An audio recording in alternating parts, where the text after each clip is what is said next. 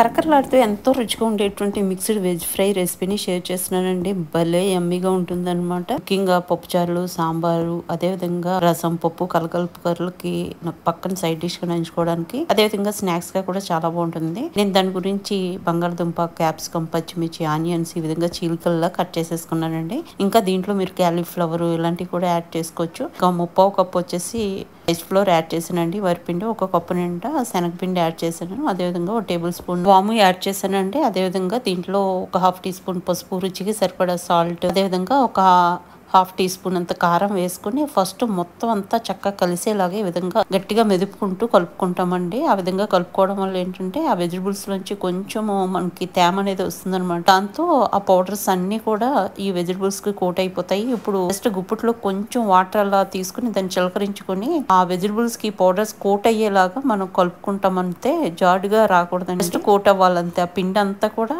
Vegetables కి coat అవ్వాలి. పకోడీకి అలా ఉంటే చాలా బాగుంటుందండి. ఇంకా ఇది కలుపుకొని రెడీ చేసేసుకుంటాం. ఈ లోపు నేను ఆయిల్ కూడా కాగడానికి పెట్టుకున్నానండి. ఇంకా కాగిన ఆయిల్ మనం కలుపుకున్నటువంటి ఈ మిక్చర్ ని వేసుకుంటూ విడతల వారీగా మనం ఫ్రై చేసేసుకుంటాము. మరి కిక్కిరిసినట్టు కూడా వేయకూడదండి. సరిపడా వేసుకుంటే ఏంటంటే అన్ని ఈవెన్ గా పర్ఫెక్ట్ గా వేగుతాయి అనమాట. అండ్ ఫ్లేమ్ కూడా మనము మీడియం ఫ్లేమ్ పెట్టుకుంటాము. మరి హై ఫ్లేమ్ పెట్టేసుకుంటే ఏంటంటే వెజిటబుల్స్ కుక్ అవ్వవు ప్రాపర్ గా. ఇంకా మనము కొంచెం కొంచెంగా కదుపుకుంటూ ఈ విధంగా రెడ్ కలర్ వచ్చే వరకు మనం ఫ్రై చేసుకొని తీసేసుకొని మళ్ళీ నెక్స్ట్ వాయిని వేసుకుంటూ మన దగ్గర ఉన్న పిండి అయ్యేంత వరకు కూడా సేమ్ ప్రాసెస్ కంటిన్యూ చేస్తాం అనమాట.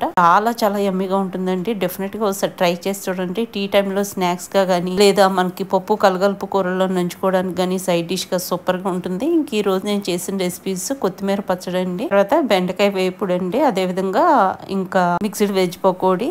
చాలా బాగుంటుందండి, ట్రై చేయండి. తర్వాత పప్పుచారు. ఈ రెసిపీస్ అన్ని కూడా నేను పోస్ట్ చేయడం జరిగింది. ఫ్రెండ్స్, మీకు ఈ వీడియో నచ్చితే లైక్ చేయడం మాత్రం మర్చిపోకండి.